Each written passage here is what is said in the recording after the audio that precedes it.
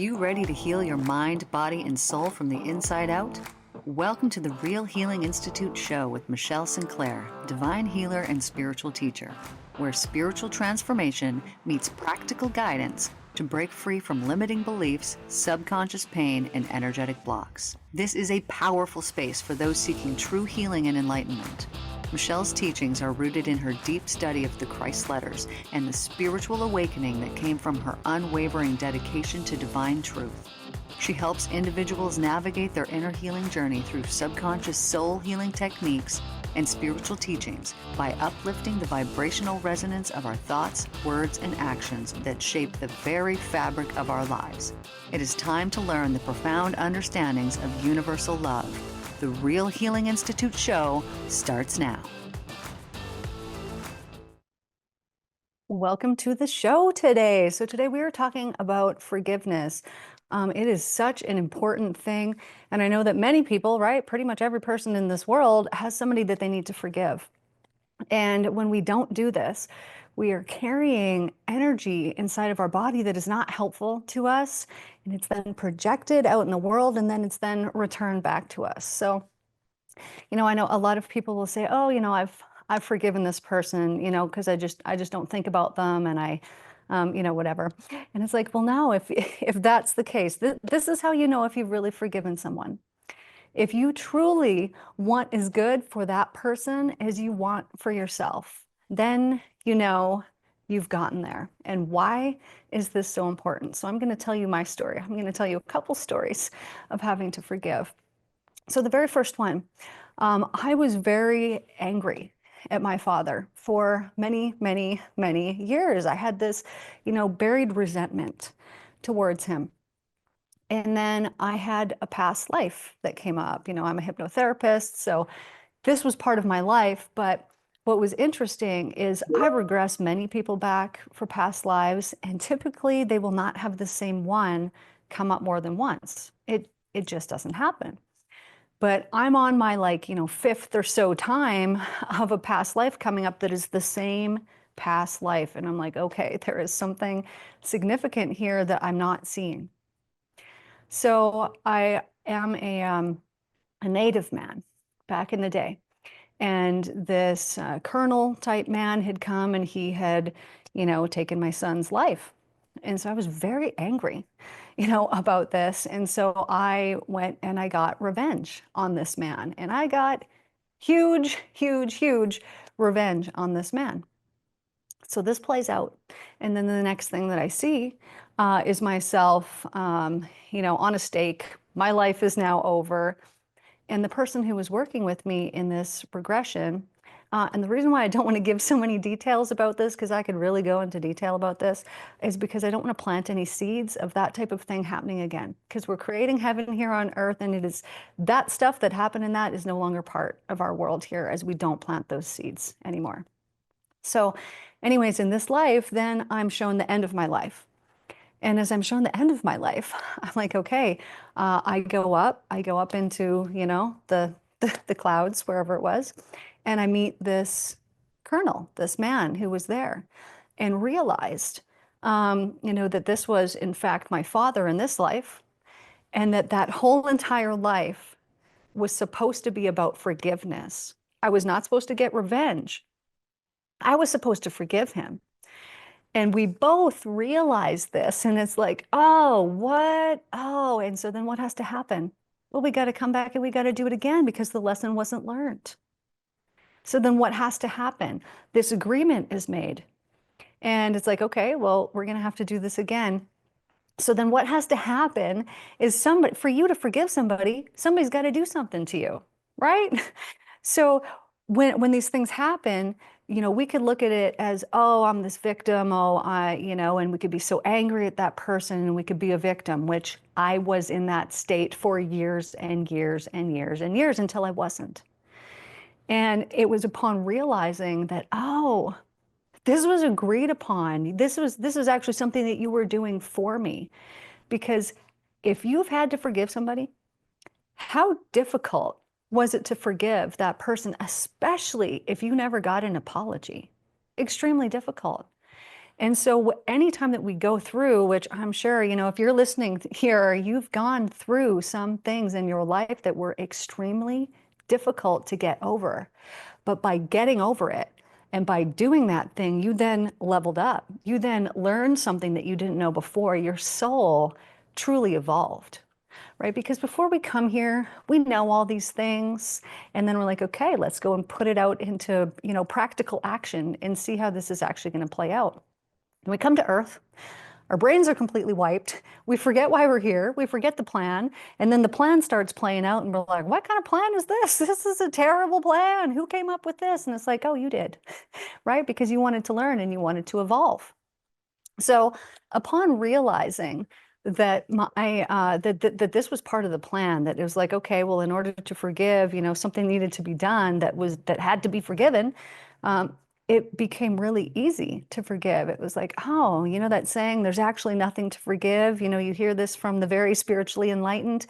This is the truth. There's actually nothing to forgive because it was part of the plan that you also agreed to. They didn't just say, hey, I'm going to come here and I'm going to hurt you. It was like, okay, I need to evolve in this way. Will you play this role for me? And will you do this so that I can then forgive you, so that I can evolve? And they're like, okay, sure. But look at the other side of that. Their agreement to do this for you then leaves them in a state of, oh, I've done this thing. And so now they are filled with guilt, and now they are filled with shame. And in order for them to evolve, they have to do the hard work of forgiving themselves. So it goes both ways. Both sides are being played out. And truly, I gotta say, it's much harder to forgive the self when you have done something than it is to forgive the other person. Yes, very difficult, can be very difficult to forgive the other person, but very difficult to forgive the self when you know that you have inflicted harm on somebody else. So both sides get to do this kind of work. So after this realization and after I forgave him, then those little things that used to really bother me and used to really get to me about him were completely eradicated. They were just completely gone. They no longer affected my life. Um, you know, when we forgive people, it truly changes things. So on to the next.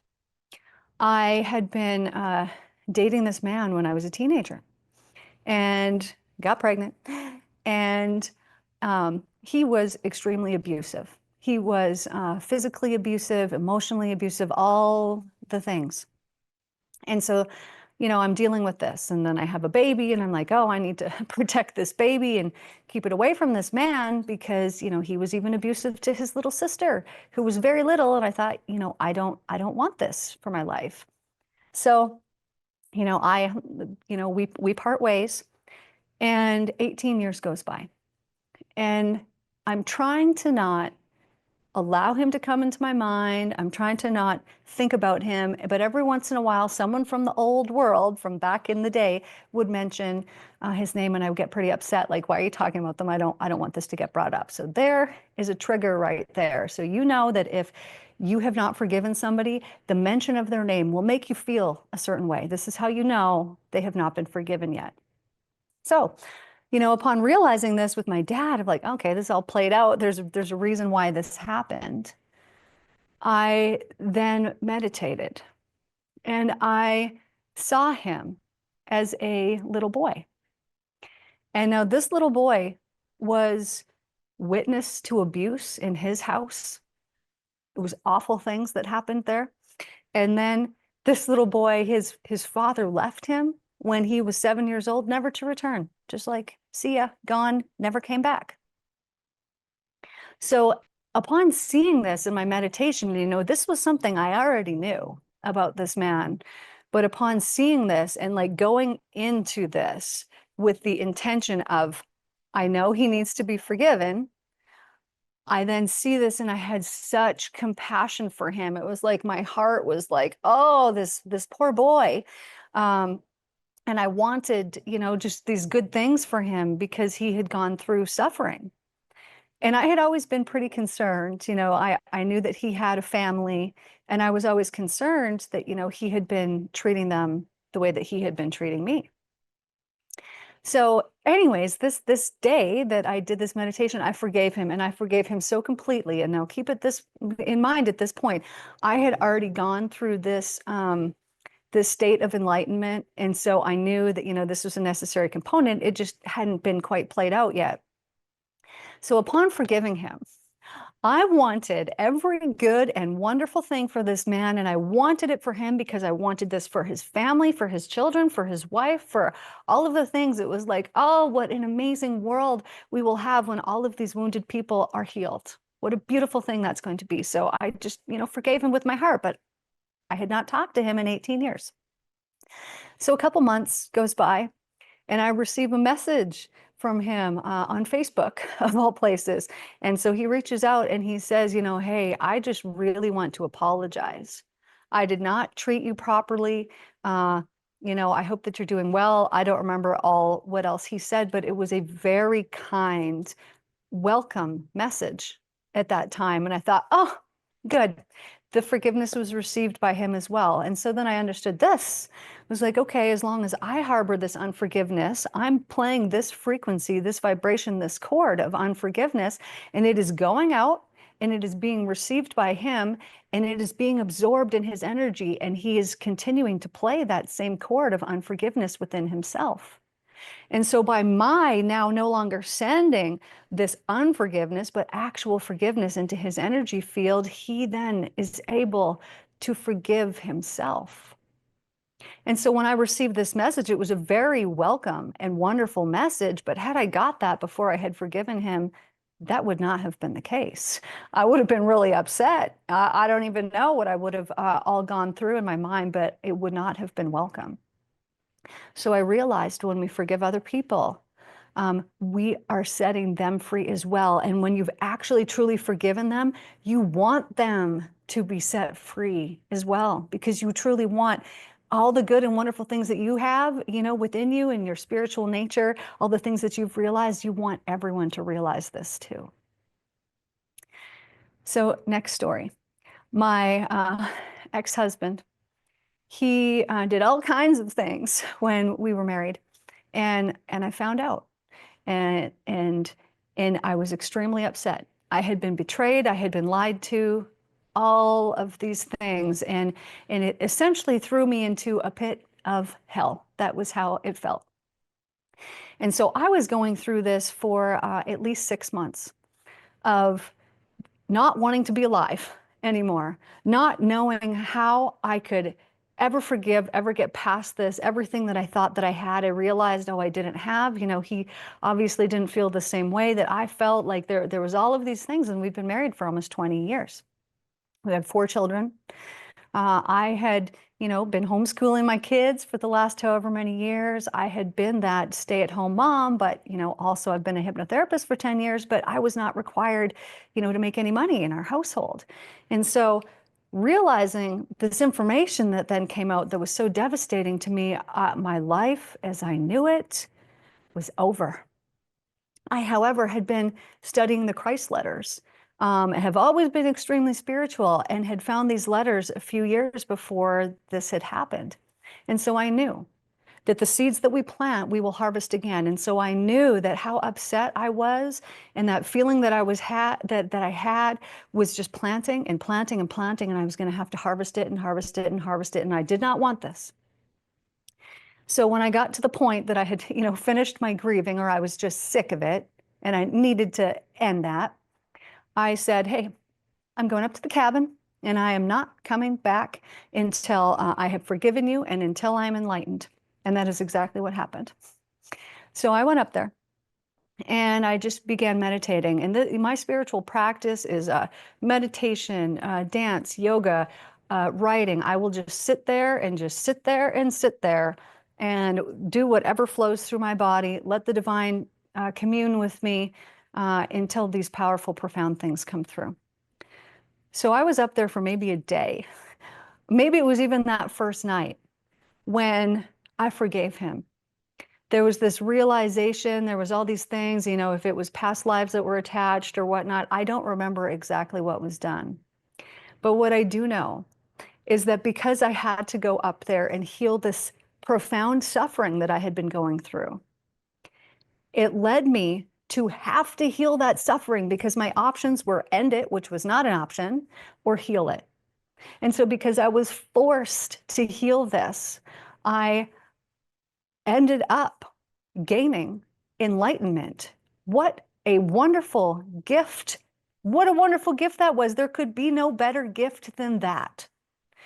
And had he not done that, it would not have forced me to go and spend weeks. I was up there for 3 weeks by myself, just dedicated to my spiritual practice. Had that not happened, that would not have happened.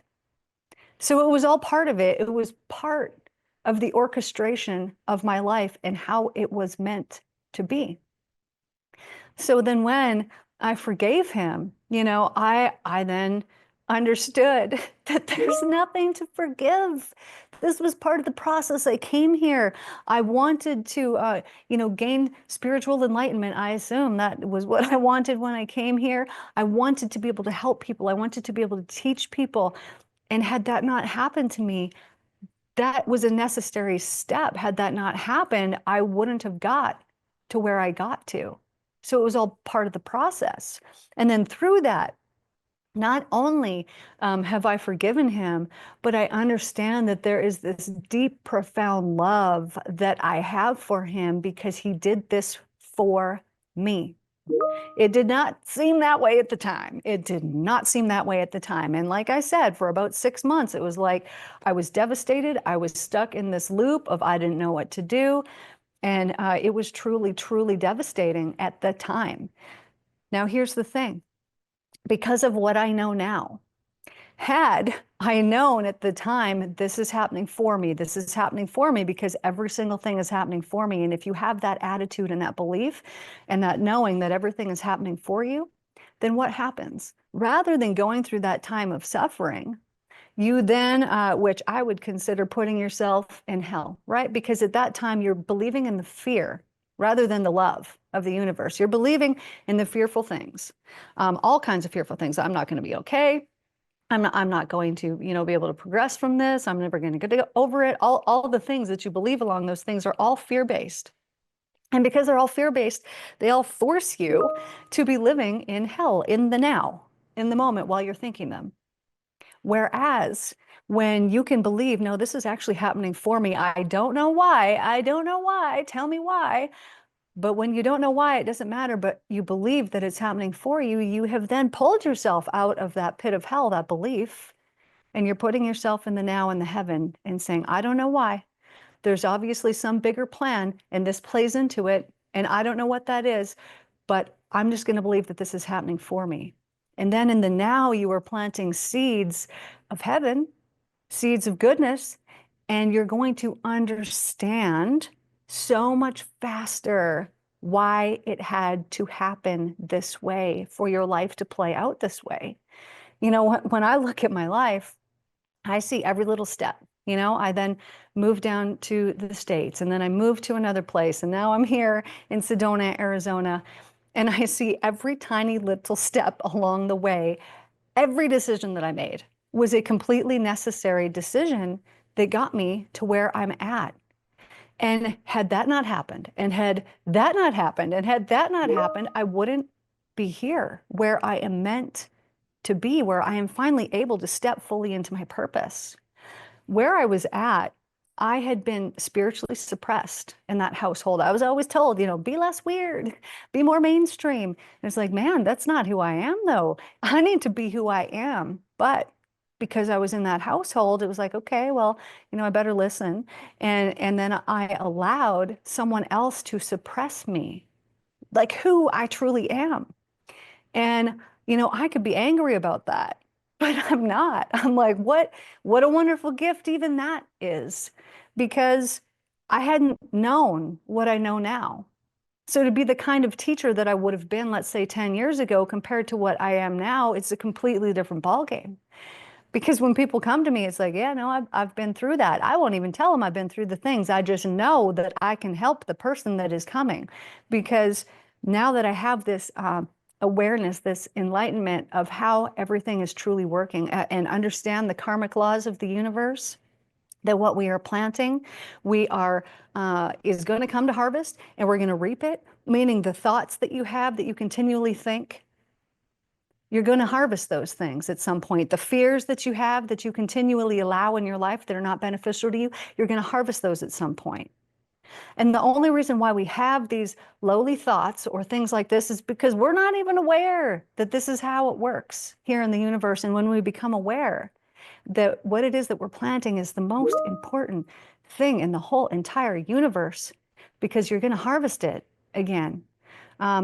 Then we become so mindful of our life because we go through our lives and sometimes we are just not thoughtful about our lives. We're not thoughtful about the food that we eat. We're not thoughtful about the things that we think.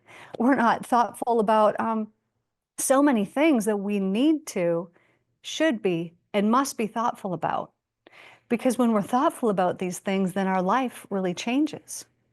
So the laws of the universe say electromagnetism is real. We can prove this through science. It's real. So let me tell you about electromagnetism. Your thoughts are electric, right? We know this. Science says this. They're electric.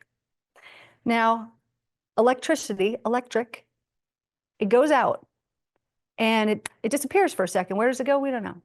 But it returns in the exact same vibrational form that it was sent out, meaning you cannot escape your thoughts.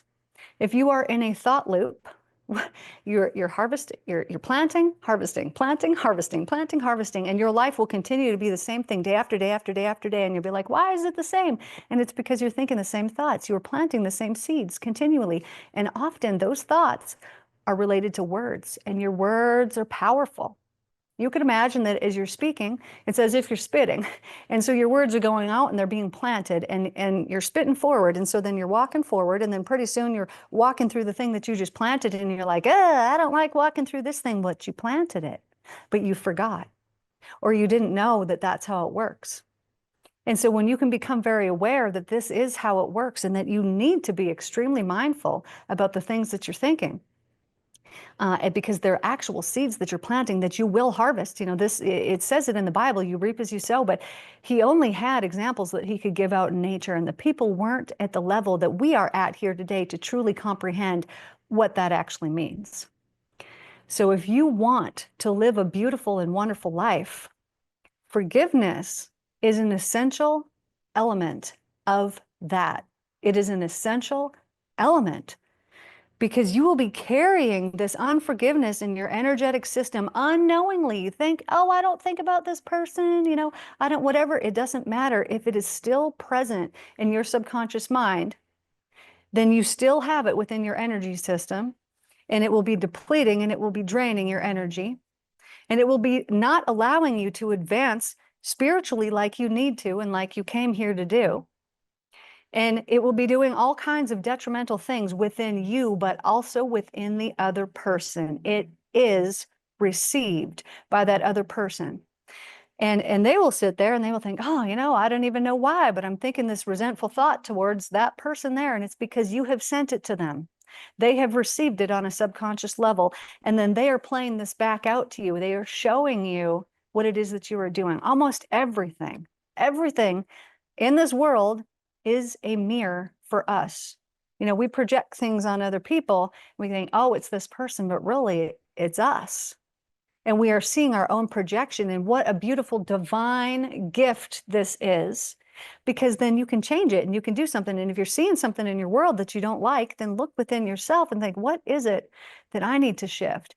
What is it that needs to change within me so that I'm not seeing this anymore? Because when you heal those things, then those things will literally disappear from your world, because they won't, you won't pay any mind to them. They will not have the same effect on you that they previously held.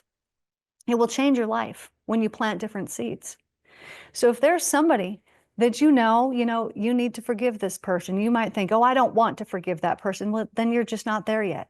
And you could start with yourself. You could start with yourself by forgiving yourself for maybe putting up with what that person did to you. Forgive yourself because that's who you're truly mad at, is yourself for putting yourself in that situation, for staying in that situation for so long, for, whatever it was that happened. And if you could look inward and look at yourself and think, you know what, I love you and I forgive you and I forgive you for what you didn't know until after you learned it. Then you can begin to relieve yourself of the heavy, dense energies of unforgiveness, because unforgiveness is like dragging an anchor around with you and like, it's so hard to get to these places and I don't know why. And it's because you're carrying that with you. And so when you become aware, oh, I've been carrying this with me.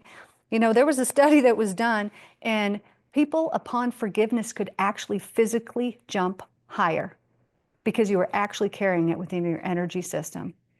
And I know when I work with clients and they leave, the number one thing that they say is, oh, I just feel so much lighter. Why? Because we are light beings. And if we are carrying heavy, dense energies, they are not made of light. And you are a light being. So get back to yourself, because you are powerful. And when you step into that and you take your power back, you will just become a shining light. I love you guys so much. Thank you guys for tuning in here. I'm in lovely Sedona. If you have not been here, this place is absolutely amazing. Thank you guys for tuning in. Love you so much. And I will see you guys in the next one. Take care. Thank you for joining the Real Healing Institute show with me, Michelle Sinclair. Tune in every second and fourth Wednesday at 9:30 a.m. Pacific on TransformationTalkRadio.com for more empowering ways to spread love and set yourself free. Together, we'll elevate the consciousness of the planet. Stay connected. Follow me on social media, subscribe to the podcast, and explore the Mental Cleanse series on YouTube. Ready to go deeper? Book a session with Michelle at therealhealinginstitute.com. Until next time, keep healing, keep growing, and remember, love is the only way.